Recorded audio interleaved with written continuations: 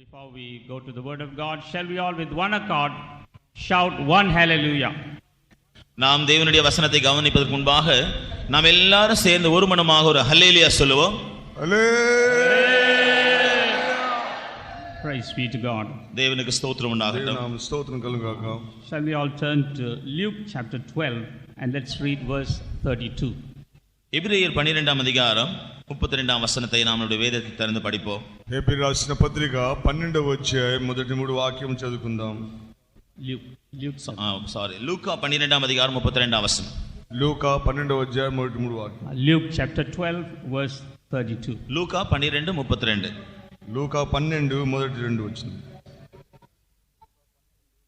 Your father's good pleasure to give you the kingdom. பயப்படாதே சிறுமந்தை, உங்களுக்கு ராஜ்யத்தை கொடுக்க உங்கள் பிதா பிரியமாயிருக்கிறார். చిన్నమందా భయపడకుడి, మీకు రాజ్యం అనుగ్రహించుటకు మీ తండ్రికి ఇష్టమై ఉన్నది. Here we see what Jesus spoke while he was on this earth. இயேசு கிறிஸ்து இந்த பூமியில் இருந்த பொழுது அவர் என்ன சொன்னார் என்கிற ஒரு விஷயத்தை இங்கே நாம் பார்க்கிறோம். యేసు ప్రభు ఈ లోకంలో ఉంటున్నప్పుడు చెప్పిన ఒక మాటను మనం ధ్యానిస్తున్నాము. He says, fear not little flock. அவர் சொன்னார், பயப்படாதே சிறு மந்தையே. చిన్న మంద భయపడకుడి, For it is your father's good pleasure to give you the kingdom. உங்களுக்கு ராஜ்யத்தை கொடுக்க உங்கள் பிதா பிரியமாக இருக்கிறார். మీకు రాజ్యం అనుగ్రహించుటకు తండ్రి అభిష్టమాయెను. Here he calls a group of people as little flock. இங்கே ஒரு கூட்ட ஜனத்தை அவர் சிறு மந்தையே என்று அழைக்கிறார். ఇక్కడ ఒక గుంపును చిన్న మంద అని పిలుస్తున్నారు. And he says that he is going to give them the kingdom. அது மாத்திரமல்ல, அவர்களுக்கு ஒரு ராஜ்யத்தை தருவேன் என்றும் அவர் சொல்கிறார். అది మాత్రమే కాదు, వారికి ఒక రాజ్యం ఇస్తానని చెప్పుచుంటున్నారు. Sometimes we tend to look at things from the human point of view. நாம் மனுஷிகமான விதத்தில் இதை குறித்து நாம் கவனிக்கும் பொழுது, మనం మనుష్య రీతిగా కొన్ని కార్యములు చూచినప్పుడు We may think that God does not have enough place in his kingdom, that's why he is choosing a little flock. தேவனுக்கு அவருடைய ராஜ்யத்தில் போதுமான இடமில்லை, ஆகவே தான் அவருடைய ராஜ்யத்தை கொடுக்கும்படியாக ஒரு சிறு மந்தையை தெரிந்து கொண்டார் என்று நாம் நினைக்கலாம். దేవుడు ఒక రాజ్యం నివ్వక ముందుగాను ఆ రాజ్యం నిమిత్తమై ఒక చిన్న మందను ఏర్పాటు చేసుకున్నట్లుగా మనం గ్రహిస్తున్నాం. But that's not the truth. ஆனால் அது அப்படி உண்மை அல்ல. అది అలాగూ కాదు, యథార్థం కాదు. Because in 1 Timothy chapter 2 verse 4 we read that God desires that all should be saved and all must come to the knowledge of the truth. நாம் 1 தீமோத்தேயு 2ஆம் அதிகாரம் 4ஆம் வசனத்திலே படிக்கும் பொழுது, எல்லா மனுஷரும் ரட்சிக்கப்படவும் சத்தியத்தை அறிகிற அறிவை அடையவும் தேவன் சித்தமுள்ளவராக இருக்கிறார் என்று படிக்கிறோம். 1 తిమోతి 2వ అధ్యాయం 4వ వచనం మనం చదివినట్లయితే, మనుషులు రక్షణ పొంది సత్యం గురించి అనుభవ జ్ఞానం పొందవలని అందరూ రక్షింపబడ్డ దేవుని యొక్క చిత్తమని గ్రహిస్తున్నాం. God is great and God is almighty. தேவன் மிக பெரியவர், தேவன் சர்வ வல்லவர். దేవుడు శక్తి సర్వశక్తి గల దేవుడైంచున్నాడు. And we are just a small creation in his sight. அவருடைய பார்வையிலே நாம் மிக சிறிய ஒரு சிருஷ்டியாக இருக்கிறோம். ఆయన యొక్క దృష్టిలో మనము మిక్కిలి అల్పమైన సృష్టి అయించున్నాము. So it is wrong to think that it is impossible for God to accommodate all the people in the world. ஆகவே உலகம் முழுவதில் இருக்கிற எல்லா ஜனங்களையும் தன்னுடைய ராஜ்யத்திலே சேர்த்துக் கொள்ள தேவனால் முடியாது என்பதை நம்புவது தவறான ஒரு காரியம். లోకమంతా కూడా భూమి మీద మనుషులందరూ కూడా తన రాజ్యంలో చేర్చుకోవడం అది కష్టతరమేమో అని తలంచడము అది సరైనది కాదు. Praise be to God. தேவனுக்கு ஸ்தோத்திரம் உண்டாகட்டும். దేవుని నామ స్తోత్రం కలుగాక. From this we must understand certain things.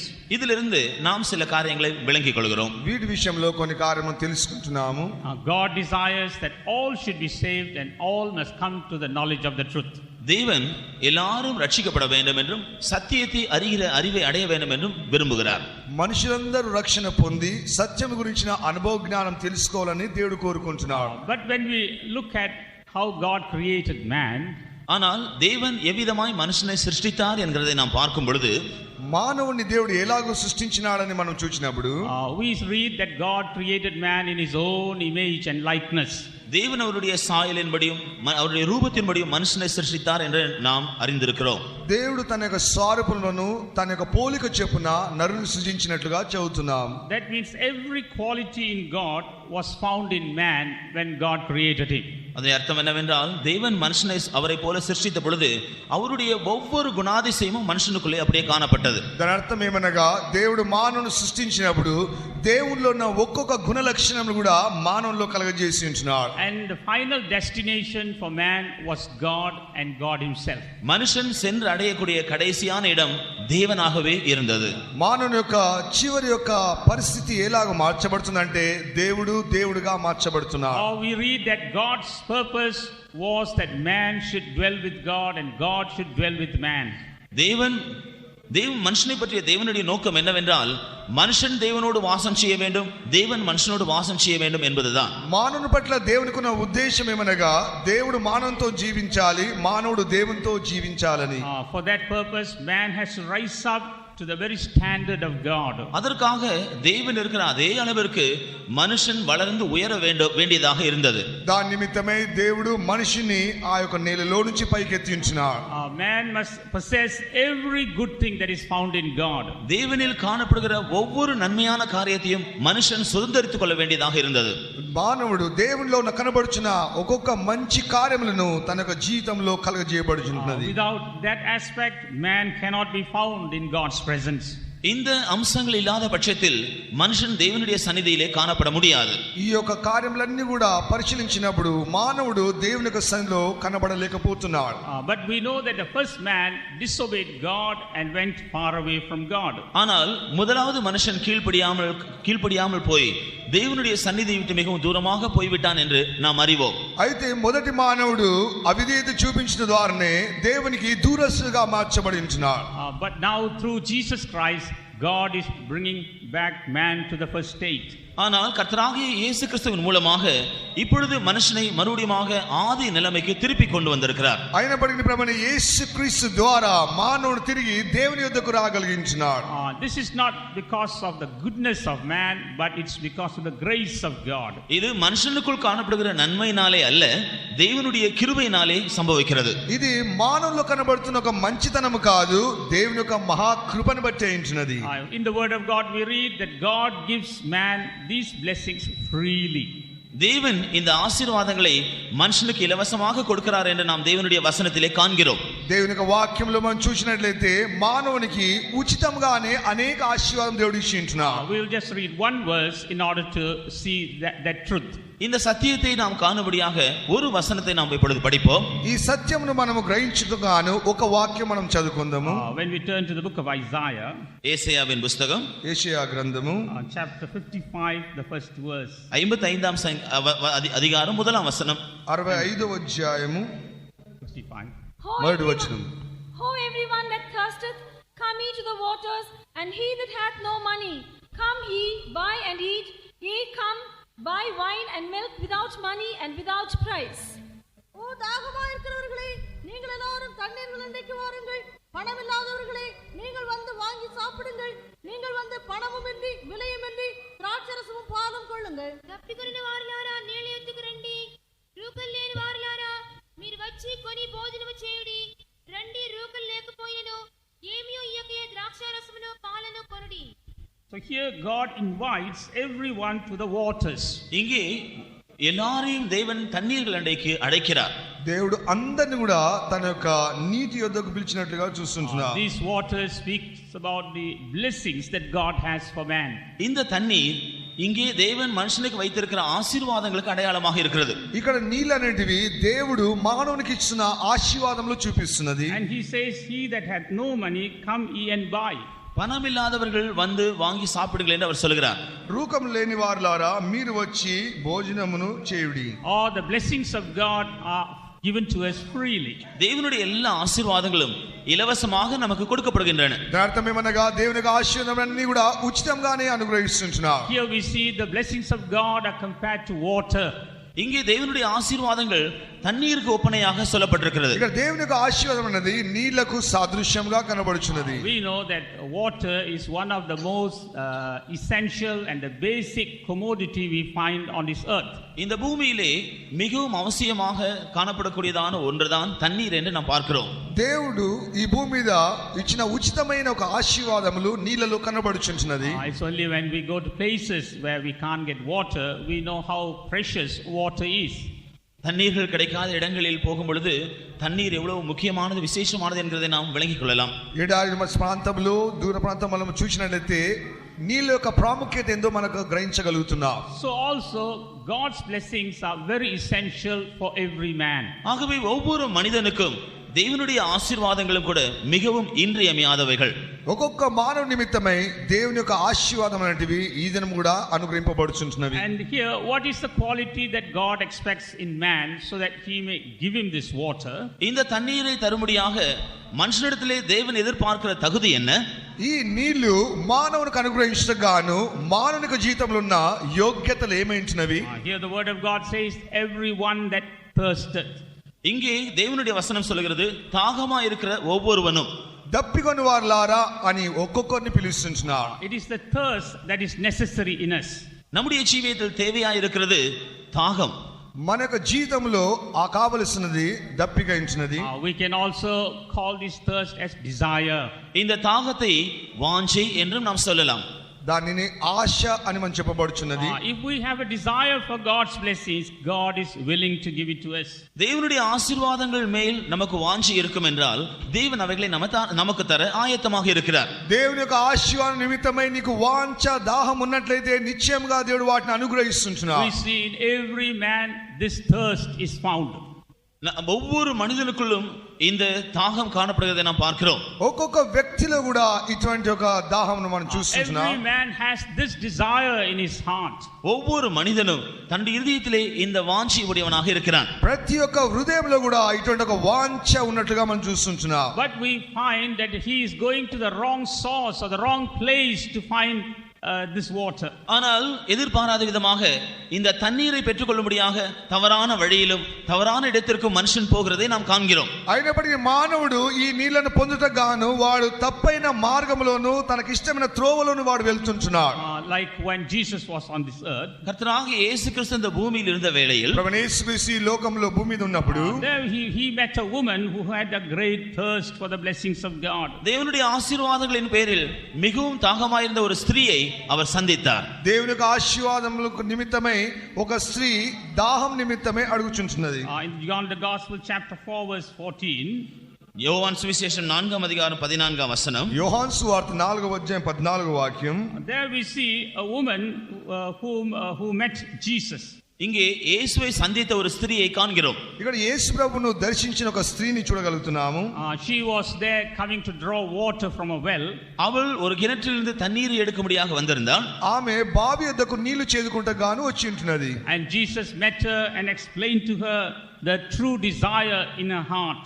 ஆனால் இயேசு அவளை சந்தித்து இருதயத்தில் காணப்படக்கூடிய உண்மையான வாஞ்சையை அவளுக்கு வெளிப்படுத்தினார். ఆమెన్ యేసు ఆమెను సంధించి ఆమెలో నిజమైన ఒక దాహమును ఆమెలో కనుగొనగలిగించినాడు. There Jesus saw how she was trying to satisfy her life by indulging in various things. பலவிதமான காரியங்களில் ஈடுபடுகிறதுனால் எவ்விதமாக தனக்குள் இருக்கிறதான வாஞ்சையை திருப்திப்படுத்திக் கொள்ளும்படியாக அவள் முயற்சி செய்தாள் என்கிறதை இயேசு அவளுக்கு காண்பித்தார். పలువిధమైన కార్యములో ఆమె ఇండుట ద్వారాను ఆమెలో ఉన్న దాహం ఏంటిదో అది బయటికి తీసుకుంటూగాను దేవుడు ప్రభు సాయం చేసి ఉంచాడు. That's why Jesus had to explain to her that there is nothing that could satisfy her and it's only Jesus and Jesus only who could satisfy her. இயேசுவை அல்லாமல் வேறொன்றுமே அவளுடைய ஜீவியத்தில் அவளுக்கு திருப்தியை தர முடியாது என்கிறதை இயேசு அவளுக்கு விளக்கி காட்டினார். యేసు తప్ప వేరొక వారు ఎవరైనా సరే తన యొక్క జీవితమును పరిశుద్ధపరచలేరు మార్చలేరని ఆమెకు గ్రహింపు కలుగజేసి ఉంటున్నారు. It's only God who could satisfy her. ஆம், தேவன்தான் நம்முடைய வாஞ்சைகளை நிறைவேற்ற முடியும். దేవుడే వాంఛను నెరవేర్చుటకు సాధ్యమవుతుంది. Man may try to satisfy himself in various ways but that is all futile. மனுஷன் பலவிதங்களில் தன்னுடைய வாஞ்சைகளை நிறைவேற்றும்படியாக திருப்திப்படுத்திக் முயற்சி செய்தாலும் அவைகளெல்லாம் தோல்வியாக தான் முடியும். మానవుడైతే అనేక విధములుగా వాని యొక్క ఆశలను నెరవేర్చుకొని కోరుచుంటున్నాడు, కానీ వాని వల్ల అది సాధ్యం కావడం లేదు. But here when she came to Jesus, Jesus satisfied her longings. ஆனால் இவளோ இயேசுவினிடத்தில் வந்த பொழுது அவளுடைய வாஞ்சை ஆவலை இயேசு திருப்திப்படுத்தினார். అయినప్పటికీ యేసు యొద్దకు వచ్చినప్పుడు యేసు ప్రభువే ఆమె యొక్క దాహమును వాంఛను తృప్తిపరిచించున్నాడు. What is the water that Jesus gave her in this place? இந்த இடத்திலே இயேசு அவளுக்கு கொடுத்த தண்ணீர் என்ன? ఇక్కడ యేసు ప్రభు ఆమెకి ఇచ్చిన నీళ్లు ఏమైంచినవి? It is the forgiveness of her sins. இது அவளுடைய பாவ மன்னிப்பு தான். పాప క్షమాపణ అనుగ్రహించినది. The experience of forgiveness of sins is like water. இங்கே பாவ மன்னிப்பின் அனுபவம் தண்ணீர் கோப்பனையாக சொல்லி இருக்கிறது. పాపమును క్షమించే దాని యొక్క నీళ్లను చూపిస్తున్నది. When we receive the forgiveness of sins, there's a great satisfaction within us. நம்முடைய ஜீவியத்திலும் நாம் பாவ மன்னிப்பை பெற்றுக்கொண்ட பொழுது ஒரு பெரிய திருப்தி நமக்கு உண்டாயிற்று. మన జీవితంలో కూడా పాప క్షమాపణ ఎప్పుడైతే పొందుతున్నామో అప్పుడు గొప్ప దాహం తీర్చబడే తృప్తిని కలుగజేస్తున్నది. That experience is compared to a well of water springing up. இந்த அனுபவமானது ஜீவ தண்ணீருள்ள ஊற்றிற்கு ஒப்பனையாக சொல்லப்பட்டிருக்கிறது. ఈ యొక్క అనుభవం అనేది జీవపు ఊటకు సాదృశ్యంగా కనబడుచున్నది. It goes on springing up. அது எப்போதும் நீர் ஊறிக்கொண்டே இருக்கிறது. అది ఎల్లప్పుడూ కూడా ఊటను కలుగజేస్తూనే ఉంటున్నది. So also this experience of salvation, of forgiveness of sin is a springing experience. இவ்விதமாகவே ரட்சிப்பின் அனுபவம் அல்லது பாவ மன்னிப்பின் அனுபவம் கூட நீர் ஊறுகிறதான ஜீவ ஊற்றின் அனுபவமாக இருக்கிறது. రక్షణ యొక్క అనుభవం అనేది పాప క్షమాపణ అనేది జీవపు ఊటగా నీ జీవితంలో కలిగించున్నది. What do you mean by springing experience? தண்ணீர் ஊறுகிறதான அனுபவம் என்றால் என்ன? ఈ యొక్క నీటిని బుడిగా ఊటను దేని చూపిస్తున్నది? It is always new in our life. அது நம்முடைய ஜீவியத்தில் எப்பொழுதும் புதுமையாகவே இருக்கிறது. ఎల్లప్పుడు మనకు జీవితంలో నూతన పరిచయ అనుభవం చూపిస్తున్నది. Some of us may have been saved about 20 years ago or 30 years ago or 40 years ago.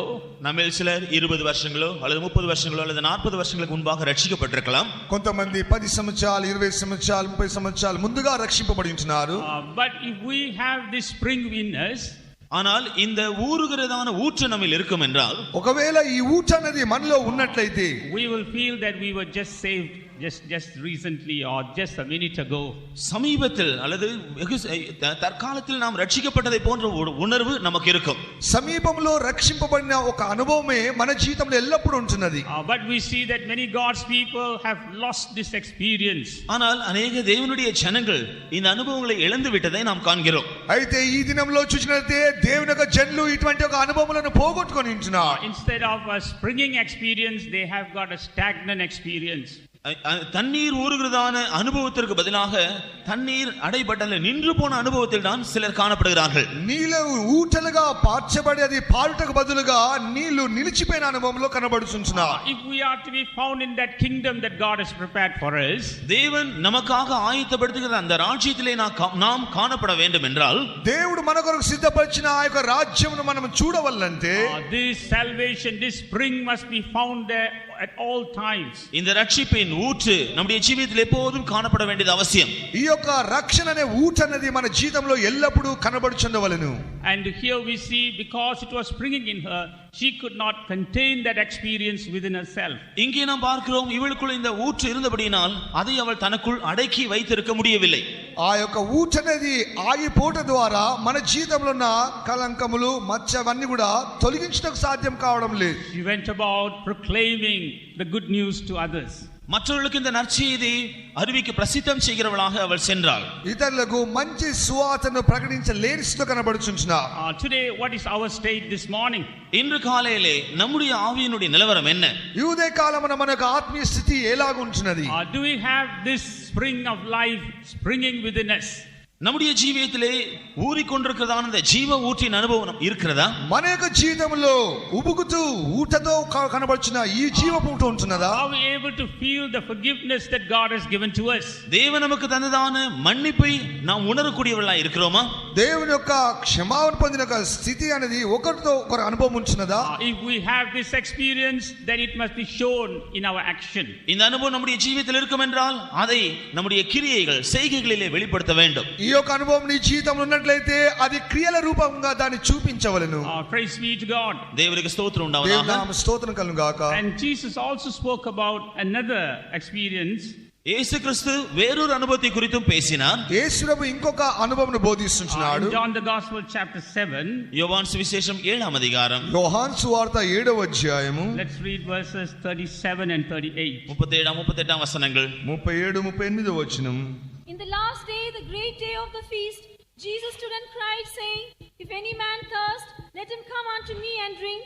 He that believeth on me, as the scripture hath said, out of his belly shall flow rivers of living water. பண்டிகையின் கடைசி நாளாகிய பிரதான நாளிலே இயேசு நின்று சத்தமிட்டு, ஒருவன் தாகமாயிருந்தால் என்னிடத்தில் வந்து பானம் பண்ண கடவன். வேத வாக்கியம் சொல்லுகிறபடி என்னிடத்தில் విశ్వాసమాயிருக்கிறவனோ அவன் உள்ளத்திலிருந்து జీవ తన్నీరు உள்ள నదిகள் ఓடும் என்றார். ఆ పండుగలో మహాదినమైన అంచెదినమున యేసు నిలిచి, ఎవడైనా దప్పికొన్న ఎడల నా యొద్దకు వచ్చి దప్పి తీర్చుకొనవలెను. నా యందు విశ్వాసముంచు వాడెవడో లేఖనము చెప్పినట్టు వాని కడుపులో నుండి జీవజల నదులు పారునని బిగ్గరగా చెప్పెను. So here we read about how this water comes in a different form. இங்கே இந்த தண்ணீர் எப்படி வேறொரு வித்தியாசமான விதத்தில்